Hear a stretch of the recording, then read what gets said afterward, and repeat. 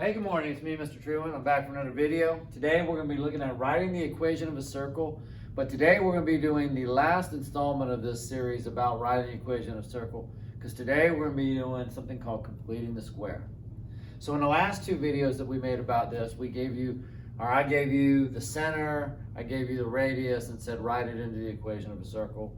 Or I gave you the center and I gave you a point on the circle, or I gave you the two points to make the diameter, and you had to plug it in. But most of all, you were either just finding the distance and then plugging it in. Well, today's video is all about how to do this algebraically, from writing an equation that's to be given an equation in what's called standard format, and we're going to figure out how to take it from a standard format and convert it into the formula that we're used to seeing as the equation of a circle, which is in called factored form. So I'm going to jump right in with two examples is all I'm going to do in this video. I'm going to try to keep this short because this has been part of a three-part series. So if you're not sure about this, you might want to go back to the first or second video on how to write the equation of a circle before you get here, because this is kind of the last skill that we're looking at. All right, so the first thing I'm going to do is I need to figure out how to make this formula, which looks like a whole lot of math formula there. We got x's and y's and squares and all that. And somehow we need to make this look like this. And we use a concept called completing the square. And it's quite a few steps, so I'm going to try to mark each of my steps and explain, or write them all down and explain as I go. So the first thing I need to do is I need to get it into what's called factors, and I need to kind of rewrite it. So when I look at this, I kind of look at it to me, and it's a little out of order as far as where I need to be. So I'm going to do some rewriting, and I'm going to start by doing this. I'm going to go ahead and put the x's together. And I'm going to put the y's together. And I'm going to take this number 15, and I'm going to move it on over. And I'm trying to get to where I look like this format. So I notice over there it has the radius squared. So I'm going to go ahead and take this 15 negative, and I'm going to add it over here. So my first step is just kind of rewriting, and now my next step is where I go ahead and make these things, these two things with the x here, I'm going to make them into what's called a perfect square. Same thing here, I'm going to make them into a perfect square. And what I mean by that is I'm going to make two of the same items being multiplied by each other. So the first thing I want to do is I need to figure out how to make this like that, and I need to get it so that it's two of the same item being multiplied together. So I'm going to kind of switch colors each time. So what I'm going to do is I'm going to go ahead and I am going to put a space here.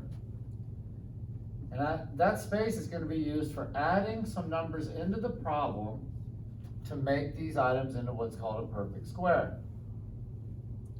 And so when I do that, what I need to do is figure out how much to add in. And that part I can figure out from the fact, if I use this formula and I take the term that would be the middle term for these three items, if I take that and I divide that number by 2, so 12 divided by 2 is 6, and then I square it. So again, my step is 12 divided by 2 squared. Well, 12 divided by 2 squared is 12 divided by 2 is 6, and then squared is 36. So I'm going to have to add 36 in. Well, let's do that again over here. If I take negative 14 and divide it by 2, I get negative 7. Squared is 49.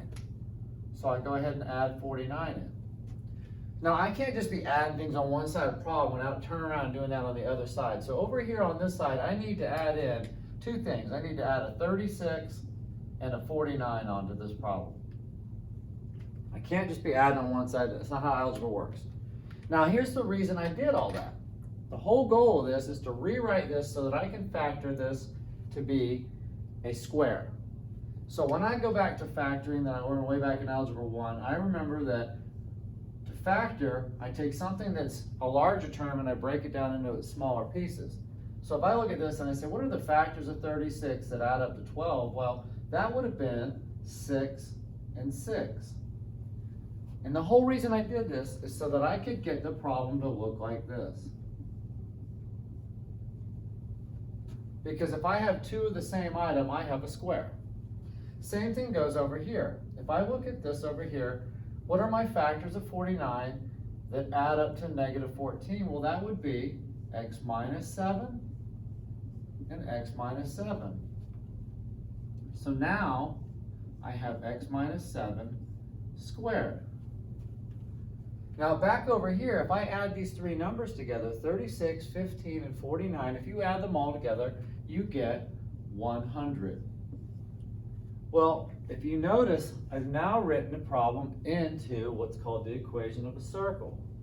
So I can look at it right away and I can say, well, the center is going to be, if it says positive here and the formula is negative, that means that the center is at negative 6. Because if you plug in a negative 6 into that formula, a negative negative makes it that positive. And then over here, 7, and the radius 10. And this is called writing the equation of a circle by completing the square. All right, we're going to do one more example of this, and like I said, it's going to be a short video. For my second example, I'm going to look at this problem. It's a little bit different. There's some things that are different about it, and I'll point them out as we go. And I'm going to go right to the same process. I'm going to start by doing a rewrite, and I look at this and I say, oh, this one, oh, split this 18x with this, plus y squared. And I'm going to take that 9 and I'm going to move it over again. And that's going to equal 40. Well, now when I go to do the factoring, there's something going on that's a little bit different here. In the last problem, I had an x squared and a 12x. I have an x squared and an 18x. But over here, I had a y squared and a 14y, and I don't have that 14y, or I don't have any term for the y value. And the reason being is that's telling me that I don't have to bother factoring it because I'm going to end up with that one not having to worry about it. And I'll show you why in a second. So I rewrite, leaving that blank spot. And again, I don't even have to worry about this one because there is nothing in the middle to worry about dividing. So I come over here and I say, well, negative 18 divided by 2 squared. And I don't have to do that here because there is no term. So when I come down a notch, I have this. I need to add in, well, 18 negative divided by 2 is 9 negative, and if you square that, you get 81.